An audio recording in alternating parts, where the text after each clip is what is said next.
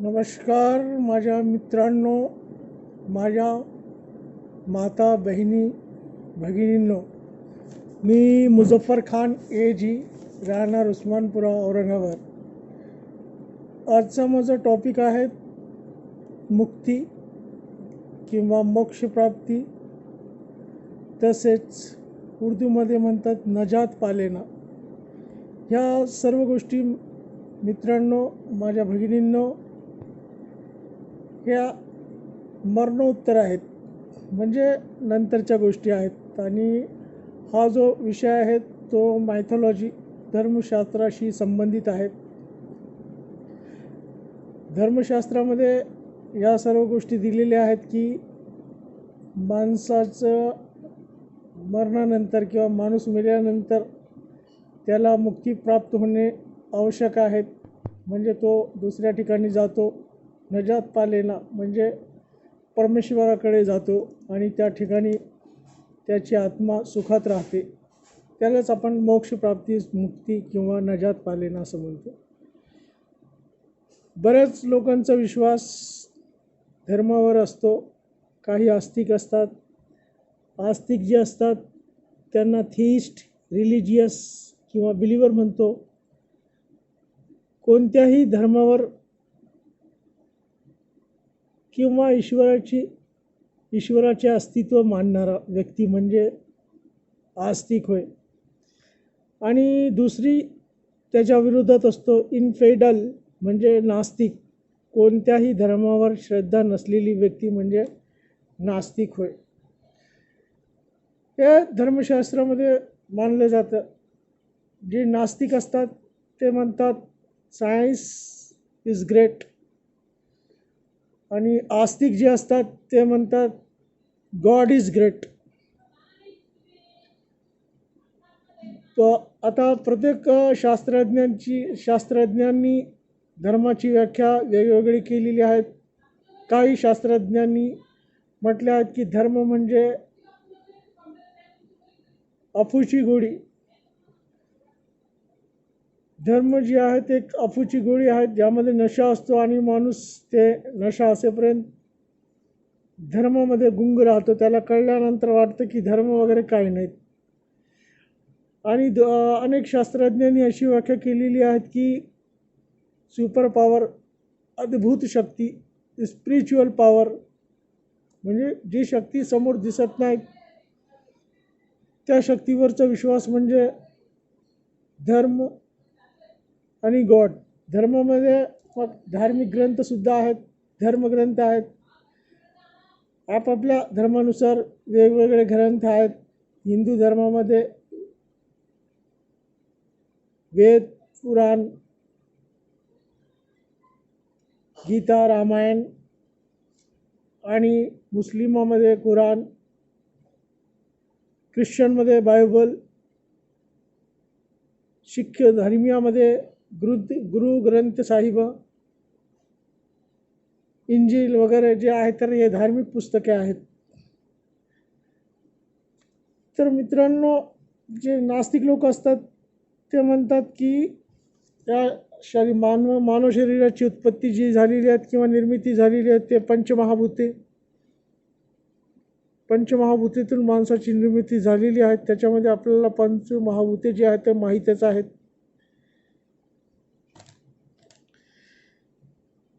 तर धर्माच्या व्याख्याप्रमाणे जेव्हा माणूस शेवटला पोचतो किंवा निधन होतो, म्हणजे त्याचं शरीर जे असतं त्याच्यातून आत्मा निघून जातं, ज्याला आपण स्पिरिट म्हणतो, सोल म्हणतो, ते निघून गेल्यानंतर त्याला आपण निधन म्हणतो. म्हणजे आता त्याच्यामध्ये काहीच उरलेलं नाहीत, फक्त बॉडी राहिलेली आहे. आणि आत्मा जो आहे तर धर्मामध्ये असं दिलेलं आहे की तो परमेश्वराकडे जातो, अनंतात विलीन होतो. व्याख्याप्रमाणे धर्म म्हणजे अशी शक्ती, अद्भुत शक्ती होय.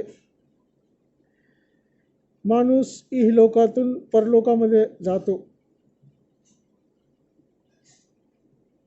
ईश्वरी शक्ती म्हणजे काय? प्रत्यक्ष कुठलीही म्हणजे न दिसणारी अमूर्त स्वरूपात जी शक्ती आहे. तसंच माणसाच्या शरीरामध्ये सुद्धा आत्मा, सोल, स्पिरिट आपण जे म्हणतो, हे काय एक अशी बाब आहेत, अद्भुत आहेत. आणि ती निघून गेल्यानंतर माणसाचं शरीर निरुपयोगी होऊन जातो आणि ते माणूस त्या ठिकाणी संपून जातो.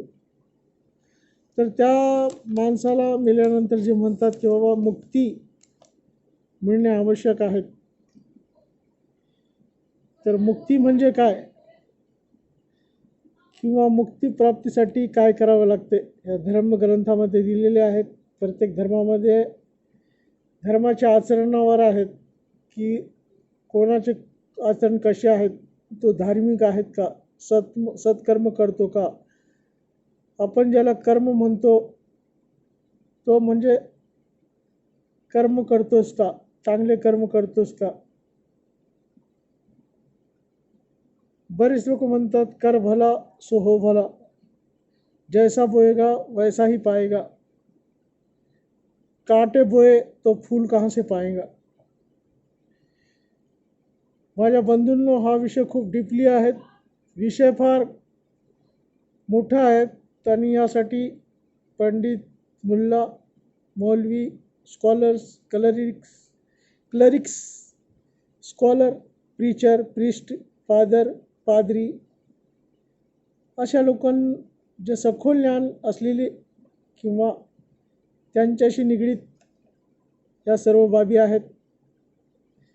ते म्हणतात की जे सत्कर्म करतात तो म्हणजे त्याचा आत्मा सरळ परमेश्वराकडे जातो, त्याला मुक्ती मिळते, तो स्वर्गात वास्तव्य करतो. जसं इस्लाममध्ये म्हणतात जन्नती. आणि सत्कर्म म्हणजे चांगले कर्म करणारा माणूस, नेक आदमी असं म्हणतात. आपण पाहूया थोडंसं आता की जेव्हा हा विषय थोडंसं बघूया की जेव्हा विद्यार्थिनी किंवा शाळेमध्ये जातात, शाळेत शिक्षक, घरात पालक, नातेवाईकात नातलग, मित्रमंडळीमध्ये मित्र विचारतात की बाबा तुझं शिक्षण चालू आहे, तू पुढे काय होणार आहे. तर तो विद्यार्थिनी किंवा जे कोणी असतील तर त्यांच्या मनामध्ये एक विषय ठरविलेला असतं की मला जे आहे तर इन फ्युचर किंवा भविष्यामध्ये नेव्हीमध्ये जायचं, आर्मीमध्ये जायचं, मिलिटरीमध्ये जायचं. कोणी म्हणतो मला इंजिनियर व्हायचं, कोणी म्हणतो मला कलेक्टर व्हायचं, IAS ऑफिसर व्हायचं, IPS ऑफिसर व्हायचं. आपापल्या इच्छेनुसार आणि त्यांच्या मनामध्ये जे असतं ते त्यानुसार त्यांना माहीत असतं की ह्या सर्व लोकांची पोझिशन कशी असते किंवा IAS IPS officer, engineer, architecture यांची काय आन बानशान असती. आपणही त्यांच्यासारखेच व्हावे असे प्रत्येकाला वाटणं साहजिकच आहे. त्यासाठी तसे प्रयत्नही करावे लागतात, खूप शिकावं लागतं, खूप अभ्यास करावा लागतं. एवढ्या मोठ्या पदावर गेल्यानंतर माझ्या खानदानीमध्येचं नाव होईल, माझ्या खानदानीमध्ये माझं नाव होईल, माझ्या कुळात माझं नाव होईल. पैसा आहेत, स्टेटस आहेत, पोझिशन आहेत, रेप्युटेशन आहेत, टॅलेंट्स आहेत. पण या व्यतिरिक्त आता धर्मामध्ये जे असतात ते थोडंसं वेगळं असतं. माणूस जेव्हा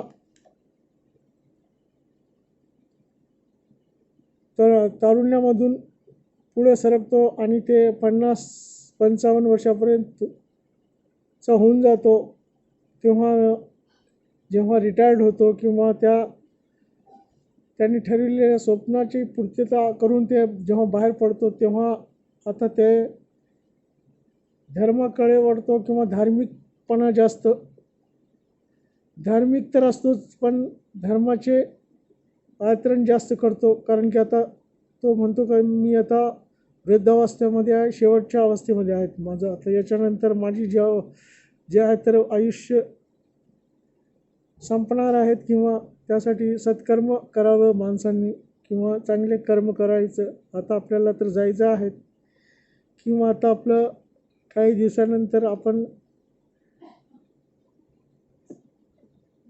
या अवस्थेमध्ये पोचल्यानंतर प्रत्येकाची भावना असते, धारणा असते की चांगले कर्म करून घ्यावं. कोणी म्हणतो पिलग्रिमेज यात्रेला किंवा तीर्थस्थानाला जाऊया, पवित्र क्षेत्रांना भेटी देणे किंवा धार्मिक स्थळाकडे वळणे, हज वगैरे सारख्या ठिकाणी जाणे हे नंतरचे कर्तव्य असते. मात्र मित्रांनो, तुम्ही जेव्हापासून तुम्हाला कळायला लागतो तेव्हाच याच्यामधले एक असं पद आहेत, ते तुम्ही तरुण जरी असले तरी त्यामध्ये तुम्ही राहून एक चांगलं कार्य करू शकतात, आणि तो म्हणजे कर्म. कर्म हे जे आहेत तर मायथॉलॉजीमधचाच एक भाग आहे. कर्म म्हणजे सत्कर्म, पुण्याईची कामं आपण ज्या म्हणतो, ज्यामध्ये एक सेवा आहेत. सेवा म्हणजे निष्फळ सेवा आहेत, सेवाभाव वृत्ती आहेत, जनकल्याण आहेत. जनसेवा म्हणजेच ईश्वर सेवा. बहुजन हिताय बहुजन सुखाय, बहुजनांचा हित याच्यामध्ये मला आनंद मिळतो. बहुजनांचा जर मी काही कार्य करू शकलो किंवा त्यांच्या कामी आलो तर माझं खूप मोठं भाग्य आहे. त्यांच्या सुखामध्ये माझं सुख आहे. हे कार्य तुम्ही तारुण्यावस्थेमध्ये देखील करू शकता, ज्याला आपण म्हणतो सत्कर्म म्हणतो. जनसेवा हीच ईश्वर सेवा आहेत. ते प्रत्येकाला हा विषय माहीतच असावा, आणि माहीतच आहेत.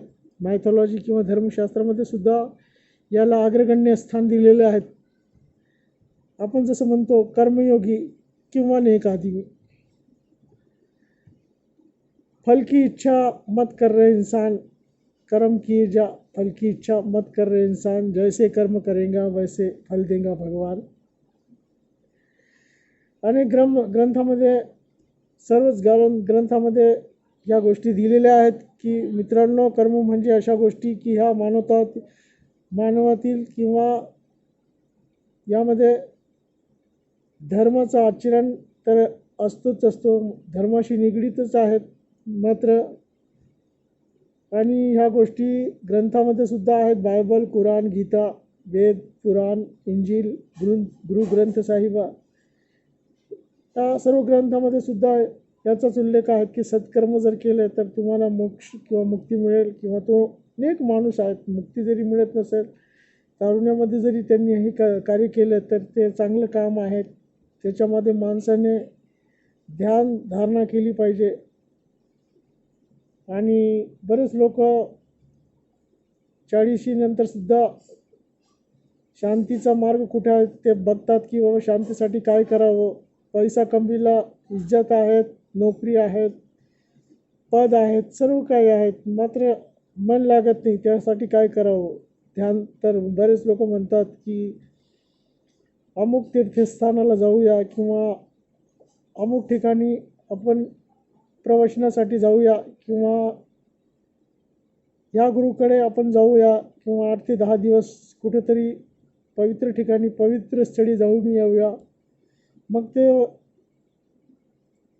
हज असो किंवा पवित्र स्थळ असो, काशी असो, मथुरा असो, माणूस हा नेहमी म्हणजे मनाची शांती जी आहे ते करण्याचा किंवा शोधण्याचा प्रयत्न करत राहतो. एखाद्या व्यक्ती आपल्यापेक्षा गरीब किंवा कमकुवत आहेत, समाजामध्ये अशा व्यक्तीची मदत करणे हे एक सत्कर्मच आहेत. सत्कर्म करताना सत्कर्मी जो माणूस असतो किंवा चांगला कर्म करणारा असतो तो कोणत्याही रीतीने कोणाशी भांडणं करत नाहीत, सहनशीलता असते, वादविवाद करत नाहीत, वाद घालत नाहीत. हिंसा नको, अहिंसा हवी. अहिंसा परमो धर्म या बाबीचा म्हणजे आत्मसात करणे किंवा आचरणामध्ये आणणे बोलणे फार इझी आहेत किंवा त्याला आचरणामध्ये आणणं फार कठीण आहेत. हिंसा नको, अहिंसा हवी. युद्ध नको, शांतता हवी. आपले महात्मा गांधींचे सुद्धा वाक्य आहेत की बुरा मत कहो, बुरा मत सुनो, बुरा मत देखो. म्हणजे कोणालाही वाईट म्हणू नका, वाईट पाहू नका, वाईट बघू नका, असं म्हणजे सांगितलेले आहेत. ह्या गोष्टीसुद्धा याच कर्मामध्ये येतात. समस्त मानवजातीला घेऊन एकत्रित प्लॅटफॉर्मवर घेऊन चालणारा व्यक्ती मानवासाठी स्वतःला वाहून नेणारा किंवा त्यांच्या सेवाभावेमध्ये नेहमीच सेवाभाववृत्ती असलेला, नेहमीसाठी मानवी सेवा करणारा मनुष्य जे असतं, एकता, एकात्मता, बंधुता यावर भर देणारा व्यक्ती आणि त्या दुसऱ्याकडून ही अपेक्षा तशीच करतो की सर्वांनी ह्याच भावनेने राहावे की एकता, एकात्मता आणि बंधुता हेच प्रमुख आचरण आहेत कुठल्याही धर्मामध्ये. जर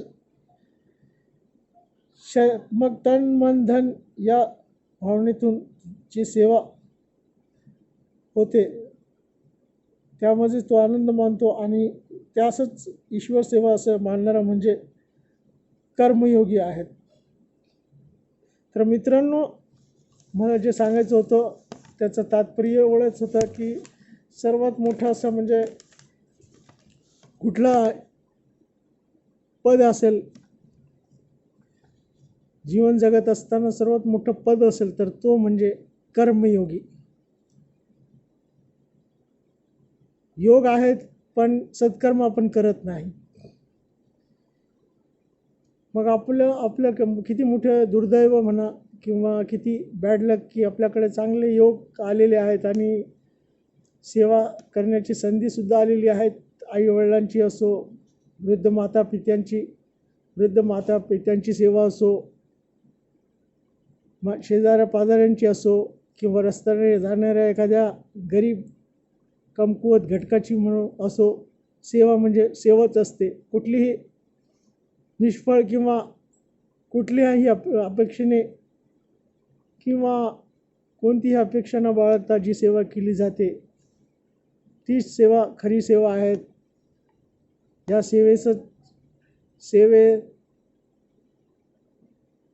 या सेवेमध्येच आपल्याला जे आनंद मिळतो किंवा या सेवेसाठी जो आपल्याकडे योग आलेला असतो, सत्कर्म आपण ज्याला म्हणतो, तर या सत्कर्माचं दुसरं नाव आहे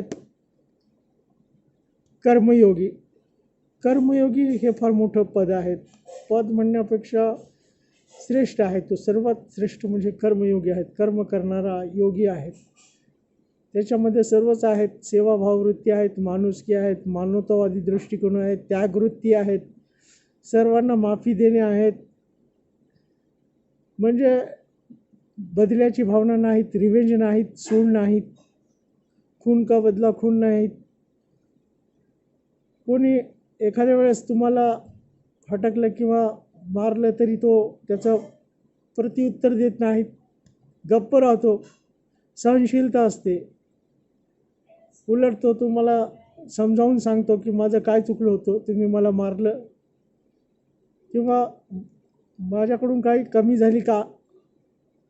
बरेच लोक म्हणतात की बाबा पाहुण्याला किंवा काही दिवस राहिल्यानंतर कोणत्या ठिकाणी तर जाताना लोक म्हणतात का आमच्याकडून का आपली काही सेवा राहिली असेल तर माफी मागतो, चांगल्या गोष्टी आहेत. याच्यामधूनच सत्कर्माची उत्पत्ती म्हणा किंवा सत्कर्म पाहायला मिळतं. सेवाभाव वृत्तीतूनच माणसाला ही एक शिकवण मिळते.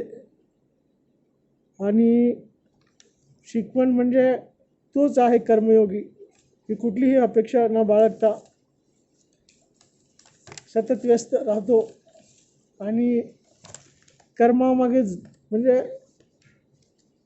ईश्वर प्राप्ती किंवा मोक्ष प्राप्तीसाठी सतत झटत राहणारा किंवा प्रयत्न करत राहणारा जो असतो तो कर्मयोगी आहे. आता मित्रांनो, शेवटी एक चांगल्या स्टांजाज माझ्याकडे आहेत, ते हिंदीमधून आहेत, तुम्हाला सांगतो. मुखड़ा तेरा साफ नहीं तो दर्पण क्या धोए, अपने आप को धोखा देकर ओ पगले क्या होए, जैसा किया है तूने वैसा ही तू भरेगा, तेरी वर्गी का बदला तुझको यही मिलेगा. खुश हो रहा था कितना औरों को तू रुला के, झूठे नशे में अपना मगरूर सर उठा के, सोचा था वक्त ऐसा तुझ पर भी आ पड़ेगा, तेरी बगी का बदला तुझको यही मिलेगा. तोड़ा किसी का दिल तो कुछ ना मलाल आया, जब अपने तन पे लागी फिर क्यों ख्याल आया, तेरा किया कराया तेरे साथ ही चलेगा, जैसा किया है तूने वैसा ही तू भरेगा. छान मित्रांनो, त्यासाठी सत्कर्म करा आणि आपल्याकडून जे काय सेवा होत असेल ते करण्याचा प्रयत्न करा. माता पित्यांची सेवा, वृद्धांची सेवा, लोकांची सेवा, बुजुर्गांची सेवा, आणि त्यातून कधीही अपेक्षा न बाळगता जी सेवा आहेत आणि सेवा करणारा जो आहे तोच सत्कर्मी आहेत किंवा कर्मयोगी आहेत. माझा हा व्हिडिओ आवडल्यास लाईक करा, शेअर करा, कॉमेंट्स करा, सबस्क्राईब करा. थँक्यू. थँक्स.